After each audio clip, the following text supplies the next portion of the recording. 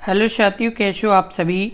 उम्मीद है आप सभी अच्छे होंगे। मैं हरबेंद्र एक बार फिर से आप सभी साथियों का अपने परिवार हर क्लासेस 24 में आपका स्वागत करता हूं। जितने भी साथी आरआरबी ग्रुप डी एग्ज़ाम की तैयारी कर रहे हैं उनके लिए बहुत ही महत्वपूर्ण वीडियो है। आप इस वीडियो को बहुत ही ध्यानपूर्वक से देखें क्योंकि ये वीडियो आपके लिए बहुत ही ज़रूरी वीडियो है। इसलिए आप इस वीडियो को यानी शुरू से लेकर के एंड तक ज़रूर देखें क्योंकि इस तरह की वीडियो ही आपके यानी ज़रूरी वीडियो हैं। और ये आपको बता दें कि आपके लिए लगातार हम जो ये यानी जो सामान्य विज्ञान के प्रश्न हैं यानी जैसे चाहे वो फिजिक्स हो, चाहे आपकी केमिस्ट्री हो, चाहे आपकी बायोलॉजी हो, जो आपकी अभी ये बायोलॉजी के यानी प्रश्नों की वीडियो लगातार अपलोड कर रहे हैं। हमने स्पष्ट यानी सोचा है कि आपके लिए जो सामान्य विज्ञान के जितने भी प्रश्नों की जो मतलब लगातार हम वीडियो बना सकते हैं, तो हम लगातार एक सीरीज चला रहे हैं जिससे यानी आपके प्रत्येक प्रश्न का डाउट क्लियर हो और आपको बिल्कुल बेसिक से लेकर के जो ज़रूरी यानी प्रश्न है वो सभी लगातार करा रहे हैं जिससे आपका एक अच्छा स्कोर बन सके। इसलिए यदि आपने अभी तक अपने इस यूट्यूब चैनल को सब्सक्राइब नहीं किया है तो सब्सक्राइब जरूर कर लें, क्योंकि यदि आप सब्सक्राइब कर लेंगे तो आपको ये महत्वपूर्ण जानकारी लगातार मिलती रहेगी। और साथ के साथ आरआरबी ग्रुप डी से संबंधित जो लगातार बीच बीच में नोटिस जारी किए जाते हैं तो आपको उसकी भी नोटिफिकेशन मिल जाया करेगी। इसलिए आप ज़रूर सब्सक्राइब कर लें। अब जैसे बात कर लेते हैं, पहला प्रश्न, मछली से प्राप्त कॉड लीवर तेल किस विटामिन का समृद्ध स्रोत है। Option A vitamin C, option B आपका vitamin D, option C vitamin B12, option आपका डी विटामिन B1। इस प्रश्न का उत्तर बताएं। इस प्रश्न का उत्तर क्या होगा? आपका सी होगा ऑप्शन आपका बी यानी विटामिन डी। कौन सा? यानी ऑप्शन आपका बी विटामिन डी। मछली से प्राप्त कॉड लीवर तेल किस विटामिन का समृद्ध स्रोत है? तो विटामिन डी का है। किसका है? विटामिन डी का है। आपको बता दें मछली से प्राप्त कॉड लीवर तेल विटामिन डी का समृद्ध स्रोत है। और मछली के तेल में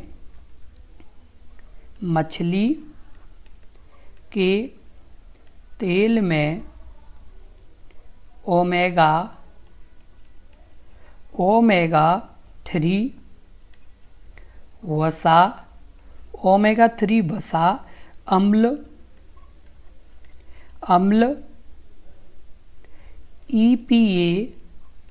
EPA तथा DHA होते हैं। ये आपके लिए मोस्ट इम्पोर्टेंट जानकारी है क्योंकि आपको बस इतना ही पता है कि जो आपकी मछली के यानी लीवर में क्या होता है, विटामिन डी होता है। इसके साथ साथ ये भी ज़रूरी जानकारी है कि मछली के तेल में ओमेगा 3 वसा और अम्ल EPA तथा DHA भी होते हैं। अगला प्रश्न है प्रश्न नंबर 2, विटामिन सी की कमी से कौन सा रोग होता है। ऑप्शन ए बेरी, ऑप्शन आपका B night blindness, option C rickets, option D scurvy. इस प्रश्न का उत्तर बताएं। इस प्रश्न का उत्तर क्या होगा? स्कर्वी। विटामिन सी की कमी से कौन सा रोग होता है? तो स्कर्वी होता है। कौन सा रोग होता है? स्कर्वी होता है। और आपको बता दें इसकी जो कमी से क्या होता है, तो मसूड़े सूज जाते हैं। इसकी कमी से मसूड़े सूज जाते हैं। क्या हो जाता है? मसूड़े क्या कर जाते हैं? सूज जाते हैं। उसके अलावा आपको बता दें और दांत गिरने लगते हैं, और दांत गिरने लगते हैं। दांत गिरने लगते हैं। विटामिन सी का रासायनिक नाम, विटामिन सी का रासायनिक नाम एस्कॉर्बिक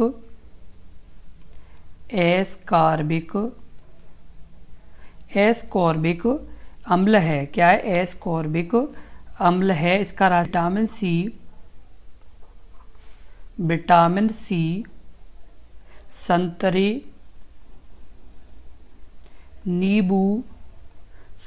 नींबू और आंवला और टमाटर में पाया जाता है। किसमें पाया जाता है? आपका संतरा, नींबू और आंवला, टमाटर में ये पाया जाता है।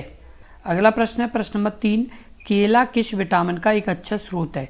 ऑप्शन ए यानी आपका A vitamin, option B D vitamin, option C vitamin, option D B vitamin. इस प्रश्न का उत्तर बताएं। इस प्रश्न का उत्तर क्या होगा? और ये आपका मोस्ट इम्पोर्टेंट प्रश्न है, क्योंकि इस तरह का प्रश्न आपके एग्जाम में पूछे जाने की ज़्यादा संभावना रहती है। तो इस प्रश्न का जो उत्तर होगा वो आपका सी होगा, और आपका डी यानी बी विटामिन। केला किस विटामिन का अच्छा स्रोत है? तो बी विटामिन का अच्छा स्रोत है। केले में सबसे अधिक मात्रा में, केले में सबसे अधिक मात्रा में विटामिन बी पाया जाता है। क्या पाया जाता है? विटामिन बी पाया जाता है, और वो भी कितना? तो 33%। कितना? 33% पाया जाता है। और केला में यानी कौन सा यानी पाया जाता है? तो सबसे ज़्यादा मात्रा में जो पाया जाता है वो आपका विटामिन बी पाया जाता है। तो ये आपके लिए बहुत ही महत्वपूर्ण जानकारी है। अगला प्रश्न है प्रश्न नंबर 4। उस विटामिन का नाम बताएं जिसकी कमी के कारण अत्यधिक खून बहने लगता है। Option A vitamin B, option आपका B vitamin C, option C vitamin A, option D vitamin K. इस प्रश्न का उत्तर बताएं। इस प्रश्न का उत्तर क्या होगा? आपका डी विटामिन के। यानी कौन सी? विटामिन के की कमी के कारण अत्यधिक खून बहने लगता है। किसकी कमी के कारण? विटामिन के की कमी के कारण अत्यधिक खून बहने लगता है। और इस विटामिन का रासायनिक नाम, इस विटामिन का रासायनिक नाम इस विटामिन का रासायनिक नाम फिलोक्विनोन है। क्या है? फिलोक्विनोन है। किसका रासायनिक नाम? तो विटामिन के का रासायनिक नाम फिलोक्विनोन है। और ये रक्त स्राव रोधी विटामिन है। ये किस तरह की है? ये रक्त स्राव रोधी का तो विटामिन है। ये आपके लिए क्या है? बहुत ही महत्वपूर्ण जानकारी है। इस विटामिन का रासायनिक नाम क्या है? तो फिलिक्विनोन है। और आपको बता दें कि आपके यानी जो ये रक्त स्राव रोधी विटामिन है, किस तरह का है? तो ये रक्त स्रावी यानी रोधी विटामिन है। तो ये आपके लिए क्या है? बहुत ही महत्वपूर्ण जानकारी है। और आपको बता दें कि इसकी कमी से मानव शरीर में, इसकी कमी से क्या होता है? मानव शरीर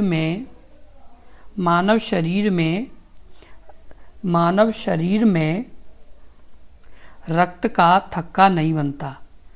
रक्त का थक्का नहीं बनता है। क्या नहीं होता? रक्त का थक्का नहीं बनता। किसकी कमी के कारण? विटामिन के की कमी के कारण यानी रक्त का थक्का नहीं बनता। और जैसे यदि व्यक्ति को कहीं कट जाए या चोट लग जाए तो रक्त का लगातार क्या होता है? रक्त का लगातार स्राव होता रहता है, यानी लगातार रक्त क्या होता रहता है? निकलता रहता है। इसलिए ये मतलब विटामिन के बहुत ही ज़रूरी है यानी प्रत्येक व्यक्ति के लिए। और बता दें कि यह यानी हरी पत्तेदार सब्जियों, जैसे ये हरी पत्तेदार सब्जियों और टमाटर में क्या ये पाया जाता है। तो आपको ये महत्वपूर्ण जानकारी को ध्यान रखना है। नंबर 5, निम्न में से किसकी कमी के कारण रिकेटस बीमारी होती है? Option A vitamin A, option B vitamin C, option D, option C आपका vitamin D, option D vitamin B. इस प्रश्न का उत्तर बताएं। इस प्रश्न का उत्तर क्या होगा? आपका यानी कौन सा? तो सी विटामिन डी। निम्न में से किसकी कमी के कारण रिकेटस बीमारी होती है? तो विटामिन डी की कमी के कारण क्या होता है? तो रिकेटस बीमारी होती है। क्या होती है? रिकेटस बीमारी होती है। और आपको बता दें कि विटामिन ए की कमी के कारण कौन सा? तो रतौंधी। कौन सी? रतौंधी। और विटामिन सी की कमी के कारण, तो विटामिन सी की कमी के कारण स्कर्वी। उसके अलावा विटामिन बी की कमी का तो बेरी। तो ये महत्वपूर्ण जानकारी आपको ध्यान रखनी है, क्योंकि इस तरह के प्रश्न आपको जरूर पूछे जाएंगे आपके एग्जाम में। अगला प्रश्न है प्रश्न नंबर 6, पेयजल आपूर्ति कॉलीफॉर्म की उपस्थिति के यानी लक्षण है। ऑप्शन ए फ्लोराइड संदूषण, ऑप्शन बी फॉस्फोरस संदूषण, ऑप्शन आपका सी पानी के स्रोत का खारापन है, ऑप्शन डी मानव अपशिष्ट से संदूषण। इस प्रश्न का उत्तर बताएं। इस प्रश्न का उत्तर क्या होगा?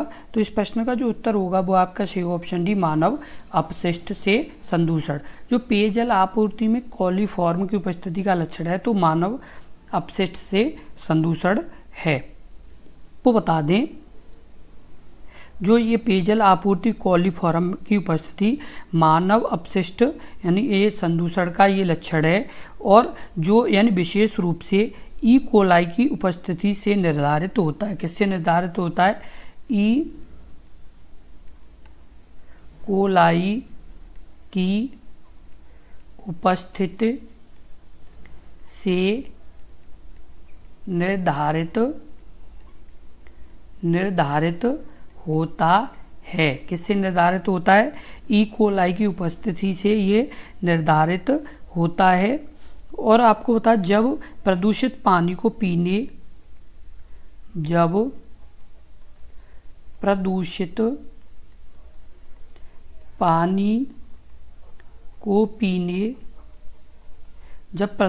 पानी को पीने या खाना बनाने में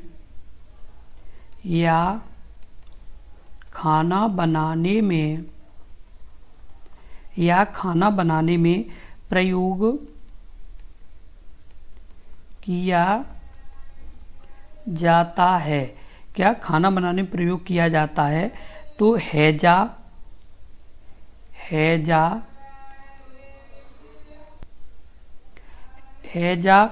दस्त, अमीबायोसिस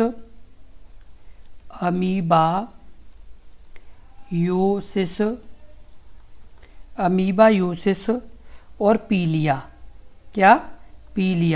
ये सभी रोग यानी हो सकते हैं। इससे तो इस यानी अप्रदूषित पानी को पीने से।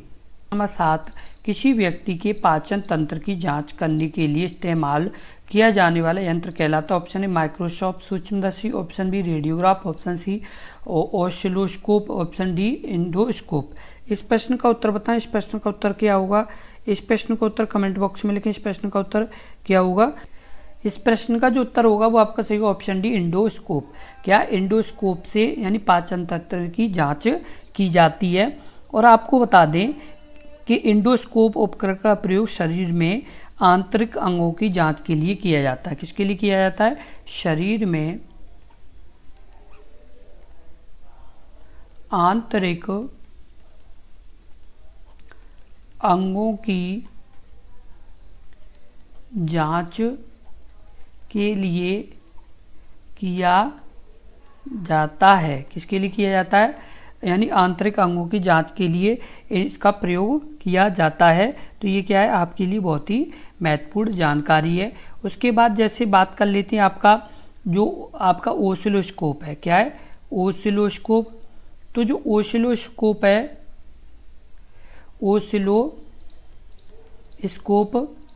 तो जो ऑसिलोस्कोप है इसका क्या काम है? तो ऑसिलोस्कोप एक इलेक्ट्रॉनिक उपकरण है। क्या है ये? एक इलेक्ट्रॉनिक उपकरण है। ये एक इलेक्ट्रॉनिक उपकरण है। विभवांतर को समय के सापेक्ष या किसी विभवांतर के सापेक्ष ग्राफ रूप में प्रदर्शित करता है। तो ये आपका क्या है? तो ये एक इलेक्ट्रॉनिक उपकरण है। और जो माइक्रोस्कोप है यानी जो माइक्रोस्कोप है, माइक्रोस्कोप इसका क्या काम है? तो माइक्रोस्कोप का काम है आपका यानी आँख में न दिखने योग्य सूक्ष्म वस्तुओं को देखने के लिए किया जाता है। इसके लिए जैसे आँख से कोई वस्तु ना दिखे, आँख से सही से कोई वस्तु ना दिखे तो यानी उसे दिखाने के लिए किसका प्रयोग किया जाता है? तो माइक्रोस्कोप का यानी प्रयोग किया जाता है। रेडियोग्राफ क्या है? रेडियोग्राफ तो रेडियोग्राफ का यानी चिकित्सा में एक्सरे के लिए, किसके लिए? एक्सरे के रूप में की जाती है। किसके रूप में की जाती है? यानी एक्सरे के रूप में रेडियोग्राफ का प्रयोग किया जाता है। अगला प्रश्न है प्रश्न नंबर 8, निम्नलिखित में से किसमें होमोडोंट दांत पाए जाते हैं? ऑप्शन ए मछली, ऑप्शन बी तेंदुआ, ऑप्शन सी मानव, ऑप्शन डी घोड़ा। इस प्रश्न का उत्तर बताएं। इस प्रश्न का उत्तर क्या होगा, यानी कौन सा सही होगा? ऑप्शन ए मछली में होमोडोंट दांत पाए जाते हैं। और आपको बता दें स्तनधारियों में दांत थिकोडोंट,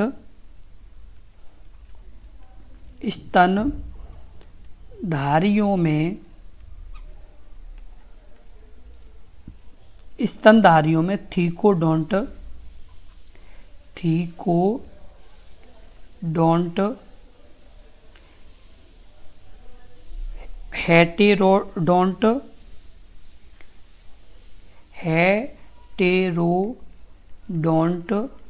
हेटेरोडोंट और ज़्यादातर डाईफ्यूडोंट होते हैं। ज़्यादातर डाईफ्यूडोंट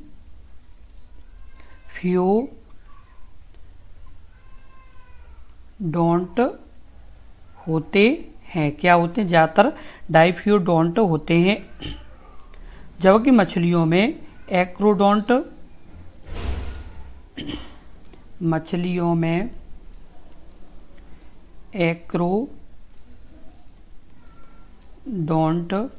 एक्रोडोंट और होमोडोंट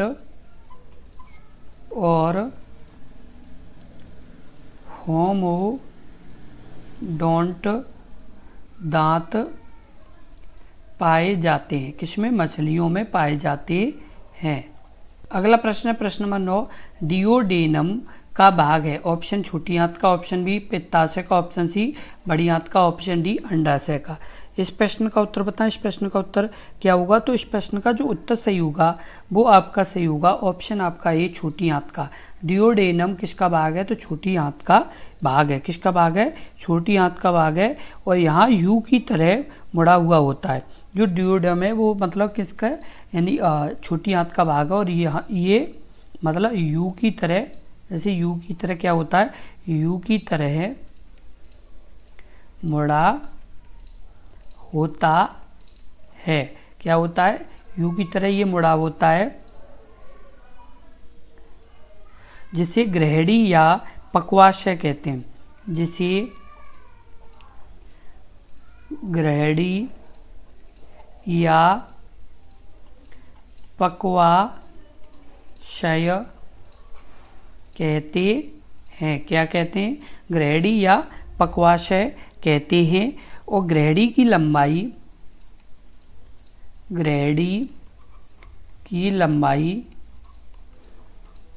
आपकी होती है वो 25 सेंटीमीटर। कितनी? 25 सेंटीमीटर होती है। और जबकि